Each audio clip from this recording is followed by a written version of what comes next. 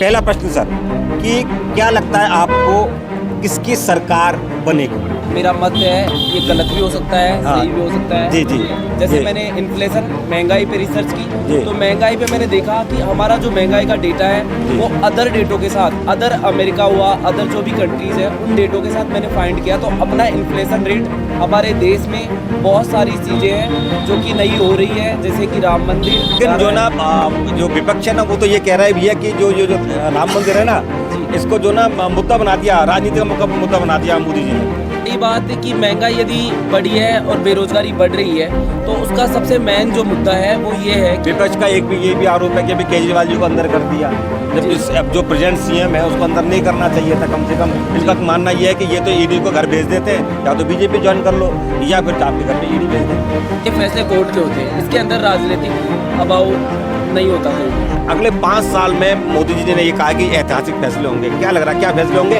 और आप यूथ हैं, आपकी क्या डिमांड है कि इन फैसलों पे इन चीज़ों पे और काम होना चाहिए देश में?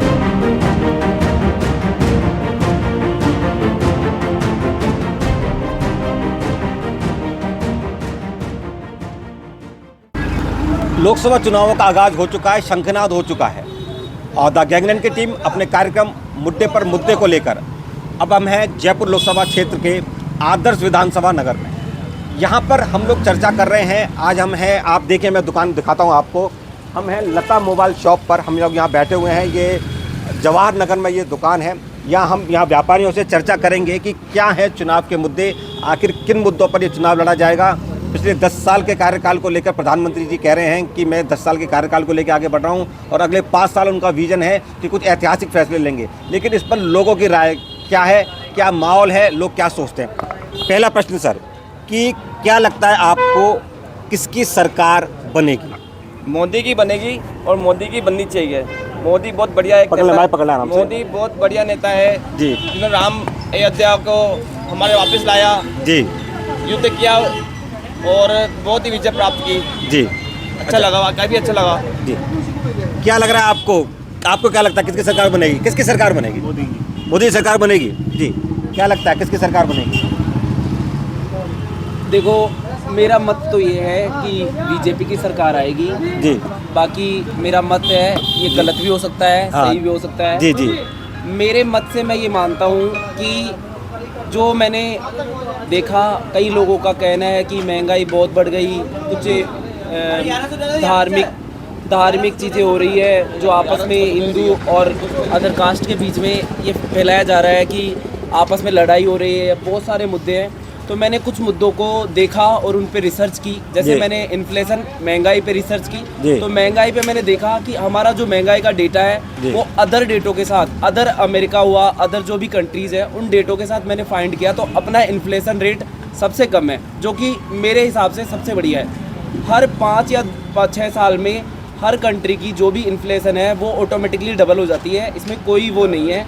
तो आगे जब भी देश बढ़ेगा, आगे डेवलप होगा, तो उसके लिए हर चीज़ें महंगाई बढ़ेगी ही, उसमें कोई वो नहीं है। लेकिन उसके साथ साथ हमारे देश में बहुत सारी चीज़ें हैं जो कि नई हो रही है, जैसे कि राम मंदिर, नहर जल का जो है उसके बारे में काफ़ी सोचा जा रहा है। लेकिन जो ना जो विपक्ष है ना वो तो ये कह रहा है भैया कि जो राम मंदिर है ना इसको जो ना मुद्दा बना दिया, राजनीति का मुद्दा बना दिया मोदी जी ने। अब जब ये बोल रहे हैं विपक्षी वाले जी, तो विपक्ष के टाइम पर भी ये था, उस टाइम पर भी ये कार्य करवा के और उसको मुद्दा बनाया जा सकता था जी। वो उस समय क्यों नहीं हुआ जी, मैं ये पूछना चाहूँगा विपक्षी वालों से, क्योंकि जब ये काम राम मंदिर का है वो काफ़ी वर्षों से पेंडिंग था, ये अभी तो हुआ नहीं। तो इस बात पे मेरी तो मेहनत ये, मतलब मेरी जो सहमति है। बाकी मैं मानूँ तो मोदी जी ने डिफेंस सेक्टर के अंदर भी बहुत अच्छा कार्य किया है। आज डिफेंस के अंदर आप जाके देखोगे मशीनरी सेक्टर को या किसी भी सेक्टर को, वो सेक्टर बहुत अच्छा कर रहा है। क्यों कर रहा है? क्योंकि उसके अंदर काफ़ी इन्वेस्टमेंट है गवर्नमेंट का, और उसकी वजह से अपने जो देश का डिफेंस है वो मजबूत हुआ है।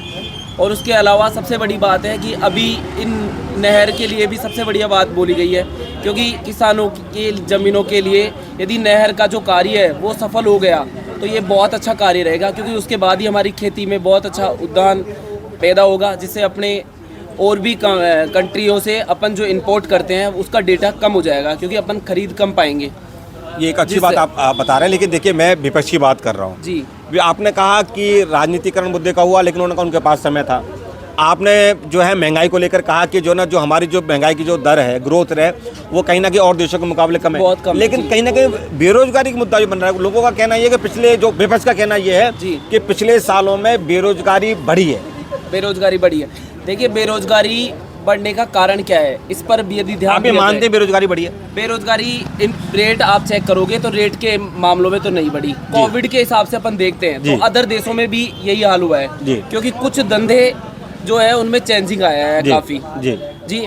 उसके बाद और रही बात कि महंगाई यदि बढ़ी है और बेरोजगारी बढ़ रही है, तो उसका सबसे मेन जो मुद्दा है वो ये है कि बेरोजगारी बढ़ने के जो कारण है उनको देखा जाए तो कारणों में सबसे ज़्यादा जो कारण आए हैं सामने, वो कारण सामने यही आए हैं कि लोग जो है खुद मतलब रोजगारों की कमी नहीं है, लेकिन वो खुद उस कार्य पर करने के लिए अपने आप को वो ध्यान नहीं देते, उस चीज़ के लिए मेहनत नहीं करते। मैं खुद हूँ तो मैं खुद ये चाहूँगा कि यदि मेरे को जॉब करनी है तो मेरे को खुद को ध्यान देना पड़ेगा जॉब के लिए। विपक्ष का एक भी ये भी आरोप है कि अभी केजरीवाल जी को अंदर कर दिया, जबकि अब जो प्रेजेंट सीएम है उसको अंदर नहीं करना चाहिए था। कम से कम इनका मानना ये है कि ये तो ईडी को घर भेज देते हैं, या तो बीजेपी ज्वाइन कर लो या फिर आपके घर पे ईडी भेज देंगे।